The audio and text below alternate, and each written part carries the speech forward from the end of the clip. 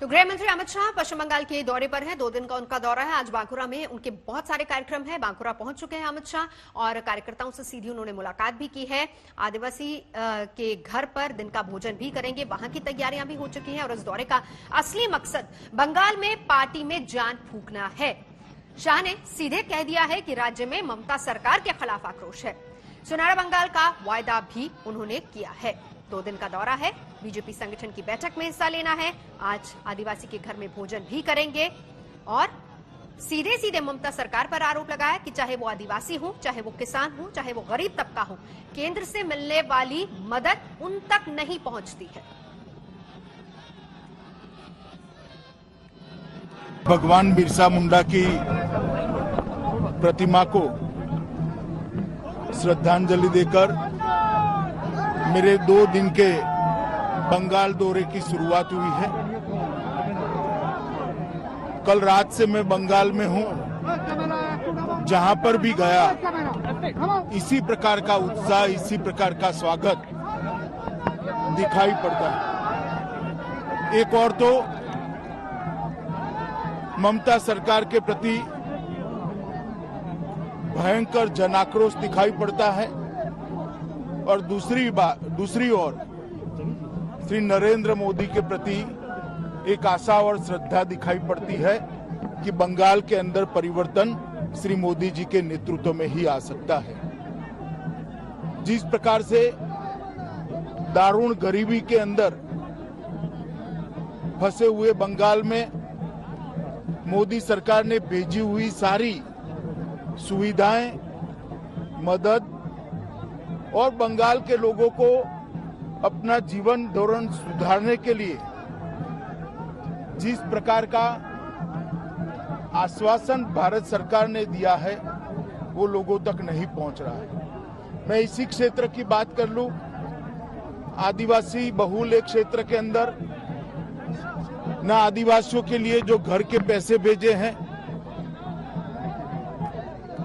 वो आदिवासियों तक पहुंचे हैं, ना किसानों को 6,000 रुपया मिलना चाहिए हर साल वो मिल रहा है, ना हर गरीब परिवार को 5 लाख रुपए का स्वास्थ्य का सुविधा मिलना चाहिए वो भी नहीं मिल रहा है। भारत सरकार की 80 से ज्यादा योजनाएं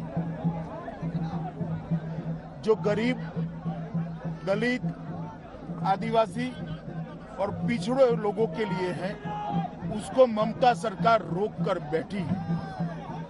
मैं ममता दीदी को बताना चाहता हूं कि आपके मन में भय है कि इन योजनाओं को रोकने से आप भारतीय जनता पार्टी को रोक लोगी, तो आपकी भ्रांति है।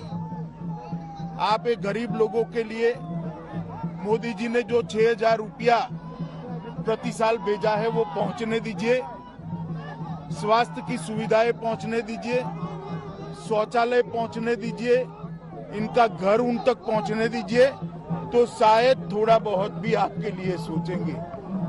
जिस प्रकार का दमन का चक्र विशेषकर भारतीय जनता पार्टी के कार्यकर्ताओं के ऊपर ममता सरकार ने चलाया है, मैं निश्चित रूप से देख रहा हूं कि ममता सरकार का मृत्युगंड बच चुका है।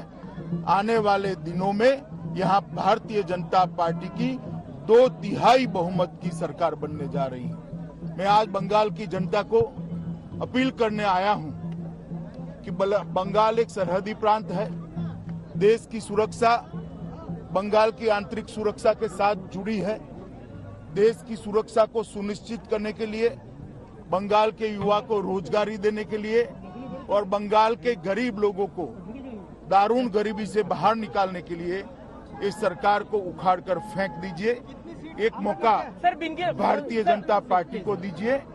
हम आने वाले दिनों में यहाँ पर सोनार बांग्ला की रचना करने के लिए मोदी जी के नेतृत्व में भरसक। मनोज्ञा लोहेवाल इस वक्त हमारे साथ जुड़ चुके हैं। मनोज्ञा, आदिवासी, गरीब और किसान का जिक्र करते हुए सोनार बंगाल का सपना और मिशन बंगाल की शुरुआत यहां से। बिल्कुल, और मिशन 2021 की शुरुआत भी यहीं से, क्योंकि जहां दक्षिण बंगाल 2019 में हारे थे, अब उसे ठीक करने का प्रयास जनता के साथ, युवाओं के साथ, नेताओं के साथ जहां बैठक होंगी, तो वहीं साथ ही साथ ये भी तय होगा कि आने वाले दिनों में पार्टी किस तरह से आगे बढ़ेगी। तृणमूल कांग्रेस के खिलाफ मोर्चा पहले से ही खुला हुआ है, लेकिन इस बार पता रहेगा कि आखिरकार किस खेमे में किस तरह से वार किया जाएगा। मैं इस समय हूं रविंद्र भवन में। बांकुड़ा का ये वही इलाका है जहां इस समय गृह मंत्री मीटिंग कर रहे हैं, बैठक कर रहे हैं अपने पार्टी के कार्यकर्ताओं के साथ। 126 विधानसभा सीटों से करीब 200 कार्यकर्ता, अलग अलग स्तर के नेता, जिसमें सांसद, विधायक, स्थानीय नेता, मंडल अध्यक्ष से लेकर बंगाल के प्रभारी कैलाश विजयवर्गीय, बंगाल के अध्यक्ष दिलीप घोष से लेकर कई ऐसे नेता शामिल हैं जो अभी बैठक कर रहे हैं। लेकिन इस बैठक के जरिए सिर्फ बातचीत नहीं, आने वाले दिनों की रणनीति भी तय होगी कि आखिरकार क्या होंगी वो बातें। जिस तरह से खेमे पर वार हो रहा है, जिस तरह से टीएमसी बनाम बीजेपी बंगाल में हो रहा है, इसे केंद्र बनाम राज्य भी आप मान सकते हैं। और ये लड़ाई जारी है और आने वाले कई दिनों के लिए ये मान लीजिए कि अगले 6 महीने की रणनीति की शुरुआत यहां से हो चुकी है, क्योंकि दक्षिण बंगाल 2019 में जिस तरह से हारे थे, टीएमसी का वर्चस्व जिस तरह से था, उसे अब कैसे बदलने का प्रयास होगा।